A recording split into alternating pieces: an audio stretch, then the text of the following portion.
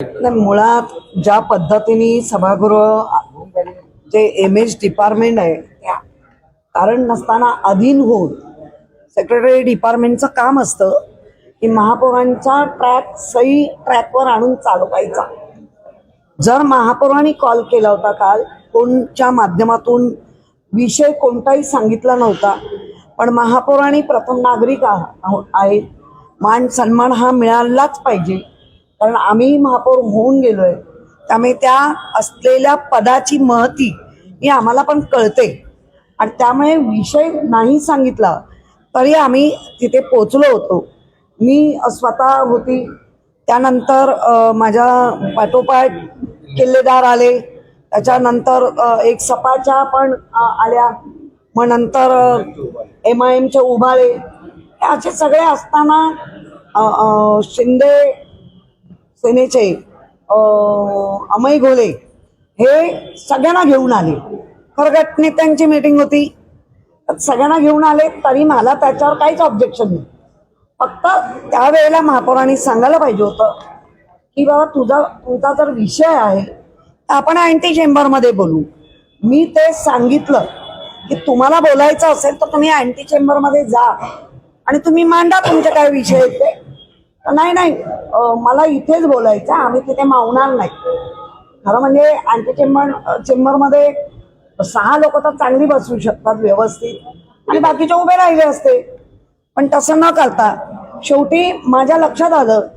मग मी विचारलं म्हणजे आम्ही जायला पाहिजे का, तुम्हाला आम्ही जायला पाहिजे आणि मग तुमचे विषय होणार. तर मी तेही म्हटलं की अरे गटनेत्यांची मीटिंग आहे, तर तुम्ही आज सगळ्यांना घेऊन आले तर त्यांना आतमध्ये बसायला सांगा. हा सरळ सरळ ज्याला असं एक हिंदीमध्ये म्हणतात ना बकायदा इन्सल्ट. खरं म्हणजे माझ्याकडे मला बोलवल्यामुळे प्री मान्सूनची पण ह्यांच्याकडनं होत नाहीये चर्चा, पण ती आम्हाला घडवायची होती, मला घडवायची होती, कारण सगळे गटनेते होते. प्री मान्सून बद्दलचं काय, कारण तुम्ही लोक चॅनलवाले पण अनेक वर्ष महापालिकेत काम करताय की आपण फेब्रुवारी मार्च आणि एप्रिल यायच्या आधी आपल्या सगळ्या व्हिजिट झालेल्या असतात, कितीतरी पर्सेंटेजमध्ये गाळ काढलेले असतात. आता तो गाळाचा तर मिठी नदीचा गुडघ्यावर आणले डोक्यावर आणले करून बोलत असतील, त्याचा तर पोस्टमॉर्टम करूच, पण ज्या पद्धतीने बोलवून अपमान करणं हा जर ठरवून भाजप म्हणून करत असतील तर मला वाटतं आम्ही शिवसैनिक आहोत, बाळासाहेबांचे शिवसैनिक आहोत. उद्धव बाळासाहेबांनी आजही महाराष्ट्रात स्वाभिमानाने जर आवाज कोण देत असेल तर ते उद्धव बाळासाहेब ठाकरे, राज ठाकरे हे जर देत आहेत तर तुम्हाला कोणी अधिकार दिला की उठा आणि तुम्ही अँटी चेंबरमध्ये बसा. मी काही क्षणाला विचार केला आणि मी बाहेर आली आणि सभागृहात येऊन बसली. हा वारंवार जर असं घडणार असेल हा फक्त आमचा नाही हो, आम्ही सभागृहात मुंबईकरांचाच विषय मांडतोय आणि विरोधी पक्षाची संख्या नगण्य नाहीये, म्हणजे दुर्लक्षित करण्या एवढी नाहीये. आणि विरोधी पक्षाला घेऊन चालल्यानंतर अधिक म्हणजे आम्ही जेव्हा काम केलं तेव्हाही तेच करत होतो. रवी राजा वगैरे आमच्या बरोबर असायचे, अनेक आपण व्हिजिट केल्या, त्याला घेऊन व्हिजिट केल्या. पण जर ह्यांचं आंदण दिली मुंबई असं जर नेचर असेल तर आम्हाला वेगवेगळ्या मार्गाने अधिक जाता येईल.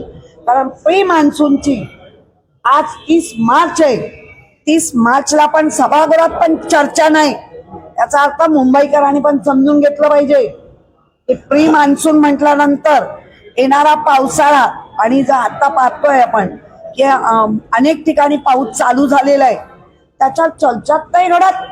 तुम्ही चर्चा कशावर करताय, काय होतंय, त्याच्यासाठी हा इन्सल्ट संधी आहे. आज तुम्हाला त्यांनी बाहेर काढलं किंवा विरोधी पक्ष नेत्यांना, पण दुसऱ्या बाजूला प्रशासन आणि सत्ताधारी यांच्यातही समन्वय दिसत नाही. आता सायंचा रुग्णालयाचा कार्यक्रम झाला, तिथे त्यांना घेतलं नाही. त्याआधी उपमहापौरांना खुर्चीवर बसताना खुर्ची दिली होती. म्हणजे प्रशासन आणि सत्ताधारी यांच्यात पण समन्वय नाहीये. नाही, आता अमय घोले सारखे गटनेते लपू पाहतात, पण ते काय लपत नाही ना, ते उघड दिसतंय. म्हणजे म्हणताना म्हणायचा मित्र पक्ष, आणि तेच करायचं की जे त्यांना हवंय. सगळ्यांचाच अपमान करतात. आता त्यांना चिटकून बसायचंच आहे, त्यांच्याकडे पर्याय नसेल. आमच्याकडे तसं नाहीये. आम्हाला माहितीये आता येणाऱ्या काही दिवसात मग ते सगळ्यामध्ये बजेटमध्ये असेल कशामध्ये हम करोचा कायदा करणार आहे. पण आम्ही बघणार की महापालिका 1888च्या कायद्यानुसार चालते आणि जर प्रशासन पण असं करत असेल तर त्याला कसं वाटण्याचं ते आम्हाला पण माहिती आहे. सत्तेची मस्ती आल्यामुळे विरोधकांचा अवमान केला जातो. सत्तेची मस्ती दिसते ना आता सगळ्याच बाजूनी. सत्तेची मस्ती आता महाराष्ट्र बघतोय ना. खराबच्या रूपाने मागच्या वेळेला पुण्यामध्ये मुंडे नावाच्या मुलीने जीव दिला. किती सांगावं. त्यामुळे सत्तेची मस्ती दिसतेच आहे. प्रत्येक वेळेला सांगायचं असं केला तर जेलमध्ये टाकू काय. कोणता राज आहे. जेलमध्ये टाकू म्हणजे काय. तुम्ही सांगताय सिलेंडर कुठेही कमी नाही. आम्ही मानतो चला सिलेंडर कुठेही कमी नाही, मिळतो 40 दिवसांनी 28 दिवसांनी. तो पण आला तर आला नाही. मग रांगा का लागतायत, मारामाऱ्या का होत आहेत, मृत्यू का झाला रांगेतला, त्याचं तरी उत्तर द्या. म्हणजे फक्त तुम्ही जे जे म्हणाल ते आम्ही फक्त डोळे दाखवून म्हणायचं येस सत्य आहे. राम राम राम नाम सत्य आहे, बाकी काही सत्य नाही. सगळं खोटंच बोलतात. नाही मान्सून पूर्व तयारीचा जो मुद्दा आहे तो मुंबईकरांसाठी महत्वपूर्ण आहे. अजून काय होतच नाही. तर मग मी तुम्हाला तेच सांगताय. मी तेच बोलायला गेली होती. आम्हाला वाटलेला आज ती चर्चा होईल प्री मान्सूनची. आता त्याची म्हणत मी देऊन आली आहे. कदाचित मुद्दाम म्हणून आता आम्ही बाहेर निघालो म्हणून चर्चा घडवतील. पण ती घडवून तुमच्या बरोबर सत्ताधाऱ्यांबरोबर एवढा स्ट्रॉंगली विरोधी पक्ष बसलाय त्यांना घेऊन चालला. कारण 65 वॉर्ड काँग्रेसचे पण पाठी असे न्यूज, काँग्रेसचे 24 एवढ्या ह्याच्यामध्ये सगळे नगरसेवक मुंबईकरांसाठीच आहे. हम करायचो कायदा आणि तुमच्या म्हणण्याप्रमाणे सत्तेची मस्ती दिसते.